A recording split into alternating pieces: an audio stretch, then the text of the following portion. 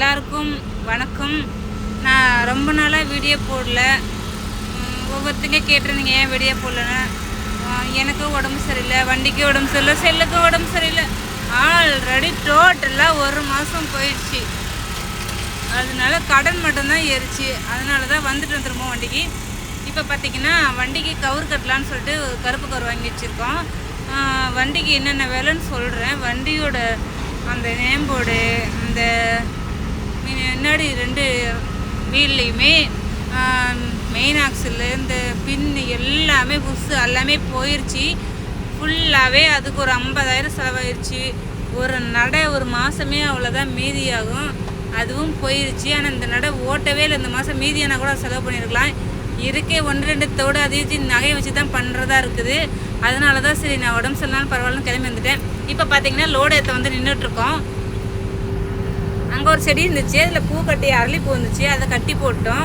அப்புறம் பார்த்தீங்கன்னா என்ன லோடுன்னு பாருங்க, பொட்டுக்கல்ல இல்லை வேர்க்கல்லை. இந்த வேர்க்கல்லை வந்து எனக்கு ஒரு ஆசை, இதை கோத்து போட்டுவிடுன்னு சொல்லிட்டு மாலையை போட்டால் வண்டிக்கு அழகாக இருக்குமேன்னு சொல்லிட்டு போட்டுவிட்டோம். இப்போ நீங்கள் என்னென்னு பார்த்தீங்கன்னா, நான் கேரளா போயிட்டு வந்தேன். லாஸ்ட் நட வந்து கேரளா போயிட்டு வந்தேன். அது என்னவோ தெரியல, கேரளா போயிட்டு வந்ததுமே எனக்கு ஒத்துக்கலை. அந்த கிளைமேட் ஒத்துக்கலை என்னன்னு தெரியல. அங்கே மலையில் வேறு நனைஞ்சிட்டோம். அது இல்லாமல் வெயில், செம்ம வெயில்.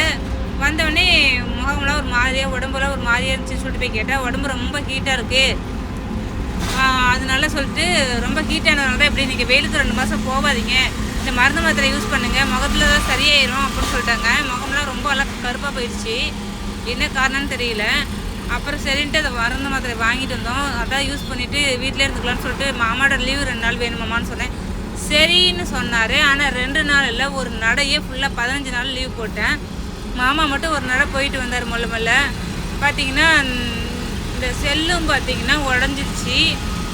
அதனால் அதையும் யூஸ் பண்ண முடியல. அதையும் போய் கடையில் கொடுத்துருந்தோம். அதுவும் 15 நாள் ஆகுன்ட்டாங்க.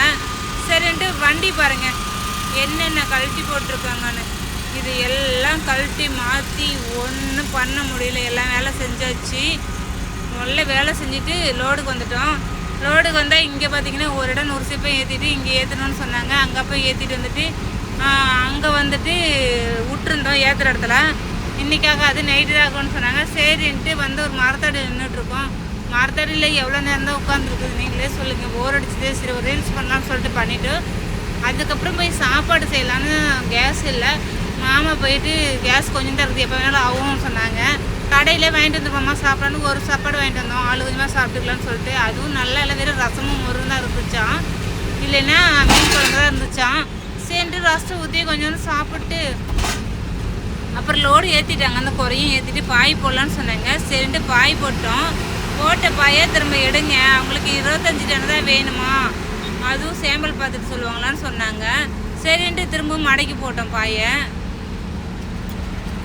அப்புறம் திரும்ப 25 டன் வேணும், 5 டன்னு இறக்கிட்டு போகலான்னு சொன்னாங்க. திரும்பவும் பாய் போட்டு எடுத்தோம்.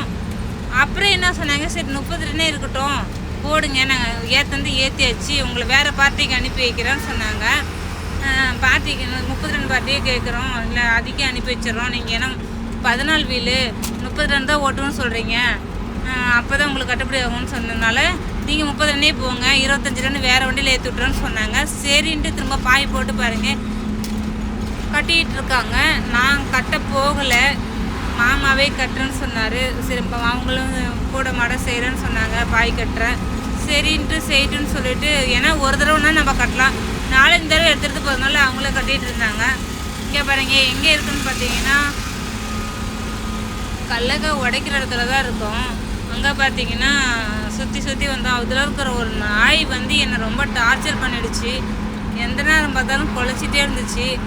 சரி அதனால கொஞ்சம் ஜாக்கிரதையாகவே இருந்துக்குன்னு சொல்லிட்டு வண்டிக்கிட்டே நின்றுட்டு இருந்தேன். அப்புறம் ஒரு வழியாக இதோட ஏற்றி வெளியே போய் நில்லுங்க, இன்றைக்கி அப்பயும் 3 நாளாக நின்றுட்டு இருந்தோம். அப்படி இருந்தாலும் நாளைக்கு 12 மணிக்கு தான் வந்து பில்லு கிடைக்கும், அப்போ தான் போக முடியும்னு சொல்லிட்டாங்க. சரின்ட்டு நைட்டு வந்துட்டு கடைக்கு வந்துட்டு சாப்பிட்டு போகலாம் அப்படின்னு சொல்லிட்டு வந்தோம். பாருங்கள் திருவண்ணாமலையில் மெயின் ரோட்டில் பைபாஸ்லேயே ஒரு ரோட்டு கடை இருந்துச்சு. அந்த கடையிலே சாப்பிட்டுக்கலான்னு சொல்லிட்டு 2 இட்லி 1 தோசைன்னு சொல்லிட்டு சொன்னார் மாமா. ஆனால் கொஞ்சம் சரியில்லை தான். இருந்தாலும் பரவாயில்ல, ஹோட்டலில் போய் சாப்பிட்றது இந்தமாரி கடையில் சாப்பிட்டா அவங்களுக்காவது ஒரு பிரயோஜனமாக இருக்கும்ல. அவங்களுக்கு வியாபாரம் அந்த மாதிரி இருக்கும், நம்மளுக்கு திருப்தியாக இருக்குன்னு சொல்லிட்டு சாப்பிட்டு வந்துட்டோம்.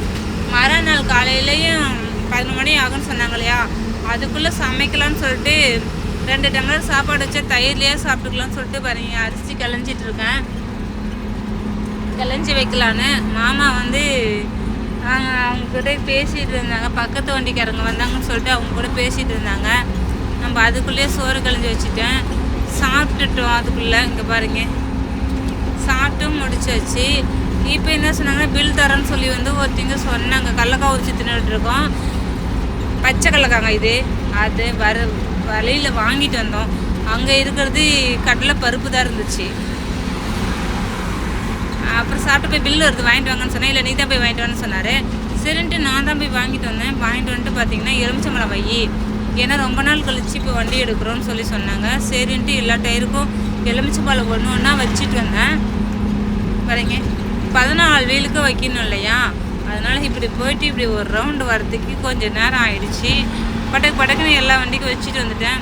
வச்சுட்டு மாமாட்ட கொடுத்துட்டு சாமி கும்பிட்டு வண்டி எடுக்கலாமான்னு சொல்லி, நீ வண்டி எடு, நான் போய் இன்னொரு டவுட்டு கேட்டு வரேன், விஜயவாடாவில் போய் பில் மாற்றணுமா அப்படின்னு சொன்னாங்க. சரி மாமா போய் கேட்டோம் மாமான்னு சொல்லிட்டு நான் வண்டி எடுத்து விட்றேன், எலுமிச்சை மரத்துலேருந்து இந்தாண்ட எடுத்து விட்றேன்னு சொல்லிட்டு எடுத்து விட்டுட்டு மாமா வரட்டுன்னு வெயிட் பண்ணிகிட்டு இருந்தேன். அப்புறம் மாமா வந்துட்டார். வந்துட்டு உடனே கொஞ்சம் தூரம் வந்தோடனே ஒரு ஜூஸ் கடை இருந்துச்சு. ஜூஸ் குடிக்கலாம், கரும்பு ஜூஸ்ன்னு சொன்னார். சரி வாங்கிட்டு மாமான்னு சொன்னால் அங்கே போனான்னு பார்த்தீங்கன்னா 2 கரும்பு போட்டு ஜூஸ் போட்டாங்க 2 பேர்த்துக்கும். அதில் ஒரு டம்ளரை கீழே ஊற்றிட்டாங்க. அதனால் எனக்கு மட்டும் ஒரு டம்ளர் கொண்டு வந்து கொடுத்தாங்க. திரும்ப போட்டு தரேன்னு சொன்னாங்க. மாமா போய் நின்றுட்டு வாங்கிட்டு வந்தார். நான் குடிச்சதை பார்த்துட்டு எனக்கு திரும்ப கொஞ்சம் ஊற்றி கொடுத்தாரு. எனக்கு எந்த ஜூஸாக இருந்தாலும் ஜூஸ்னால் ரொம்ப பிடிக்கும். அதை குடிச்சிட்டு வந்தோம். சரி இங்கே தமிழ்நாட்டிலே டீசல் அடிச்சுட்டு போயிடலாம், தமிழ்நாட்டை விட ஆந்திராவில் சேர்த்து டீசலு விலை சேர்த்து, அதனால் இங்கே தமிழ்நாட்டிலே ஃபுல் பண்ணிக்கலாம்னு சொல்லிட்டு வேலூர்லேயே ஃபுல் பண்ணிகிட்டு இருந்தோம். வேலூரில் பகல் டைமில் நோ என்ட்ரி, நேராக வர முடியாது சிட்டிக்குள்ளே. அதனால் சுற்றிட்டு வந்தோம். ஒரு 20 கிலோமீட்டருக்கு மேலே இருக்கும். சுற்றி தான் வரணும். ஏன்னா அன்ன வரைக்கும் நைட் 9 மணிக்கு மேலே போனோன்னா வெயிட் பண்ண முடியாது. அதுக்குள்ளே ஆந்திராவே போயிடலான்னு சொல்லிட்டு சித்தூரே போயிடலாம், அதுக்குள்ளே சித்தூர் தாண்டி வந்துடலான்னு சொல்லிட்டு கிளம்பிட்டு அப்பயே வந்துட்டோம். இப்போ எங்கே வந்துட்டுருக்கோன்னு பார்த்தீங்கன்னா சித்தூர் தாண்டி வந்துட்டுருக்கோம். அப்புறம் பாருங்க இது ஒரு ரீல்ஸ் பண்ணலான்னு சொல்லிட்டு பண்ணிட்டு இருந்தேன். சரி ஓகே பாய், எல்லோரும் சப்ஸ்கிரைப் பண்ணுங்கள், லைக் பண்ணுங்கள், கமெண்ட் பண்ணுங்கள்.